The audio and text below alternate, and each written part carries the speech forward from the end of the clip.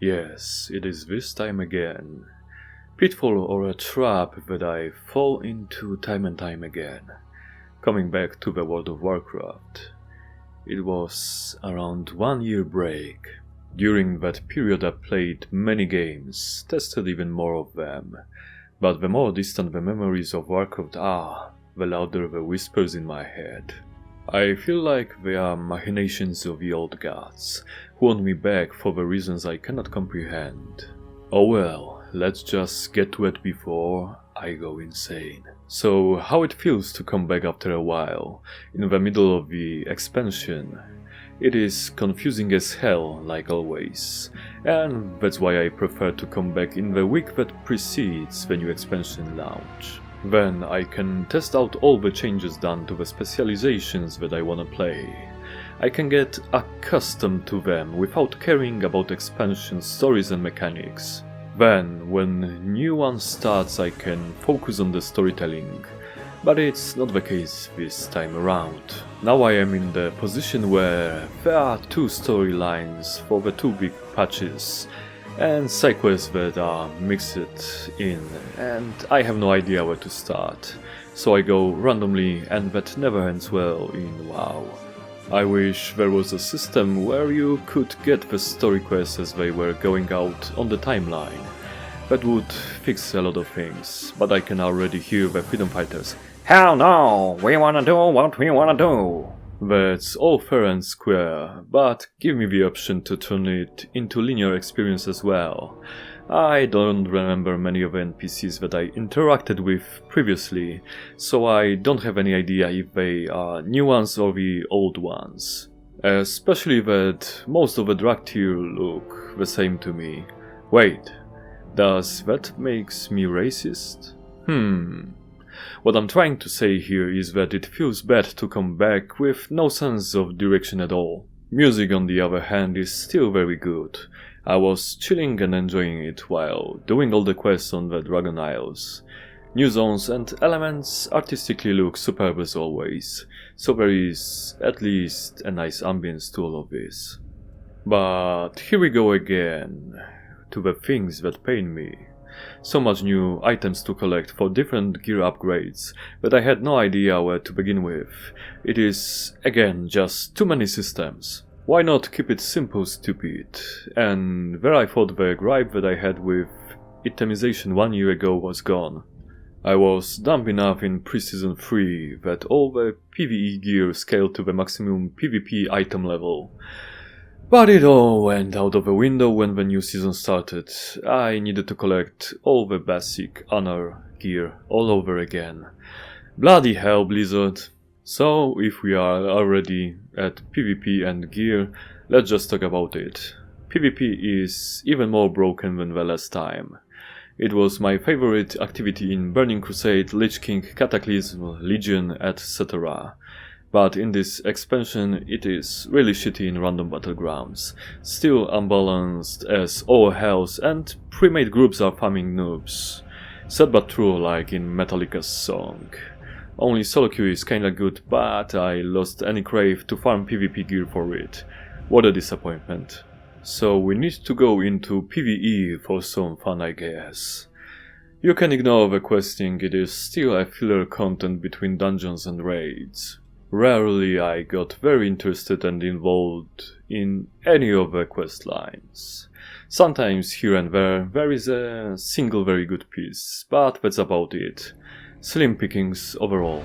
Okay, so the first tier raid of Dragonflight expansion I liked very much, reminded me of Molten Core. The second tier was worse in my opinion.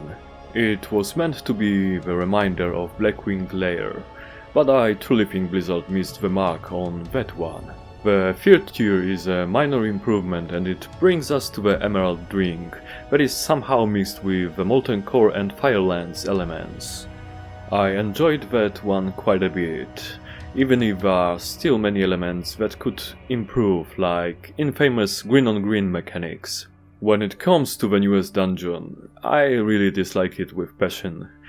It includes all the elements that I hate in badly designed ones: time travel, backtracking, gold and brown aesthetics, chromie, And the list goes on. Nosdormu me already and get it over with. So what about the storytelling? It is still decent, good enough for what it is, but one would hope for something better after all these years. They had to evolve it into something really special. I like connections to the classic World of Warcraft that we played a few years back and enjoyed it greatly. I hope they will make a lot of them in the future, as it looks like that is where they are going with a presentation of plans for several new expansions. I wish them all the best. If they succeed, it will benefit me and millions of other players. Godspeed. Because alternative is not pretty at all. What am I talking about? Just look at Sebalion and Raffion bickering.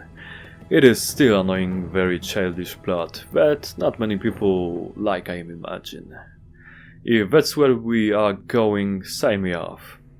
Last but not least, let's talk about what really brings me to play World of Warcraft again after a year break.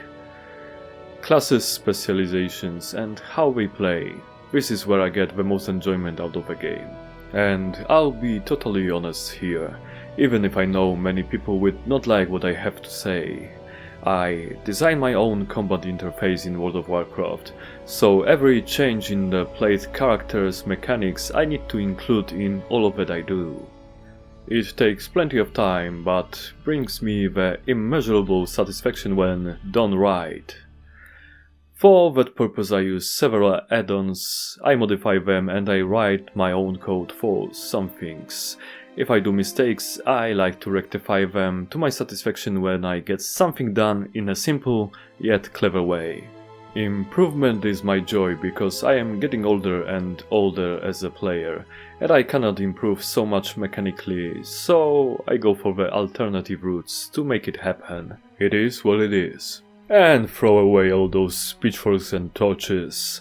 I am all for no combat add-ons and simplifying combat mechanics for all of you vanilla game enjoyers, but we are so far gone into this modded version of a game that I do not see it changing anytime soon. Yes, they are implementing some of the good ideas from add-ons step by step, but it will be many years from now that the game will implement so much that the add-ons and mods will be out of the picture, if ever at all. So what changed in the specializations I play? I am glad that you asked. Or am I? Starting with Fury Warrior, which was nerfed by empowering only one Bloodfierce from Rampage instead of two. Great shame, it takes away some fluidity of a spec. Frost Death Knight pretty much plays the same for me, only got some minor changes, nothing playstyle changing. Retribution Paladin, many great changes here, plays better and has more pleasant cliff spec that I enjoy greatly.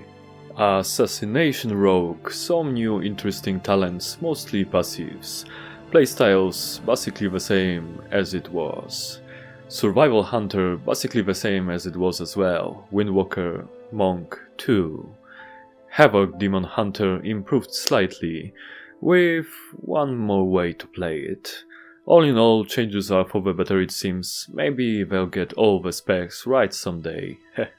So what are my final thoughts after coming back for a month, after a year-long break? The answer is simple, World of Warcraft is improving, maybe too slowly for my taste, but it is improving. So if you have a craving to play it for a month or two, go ahead, it is still a good game, even despite all of its imperfections.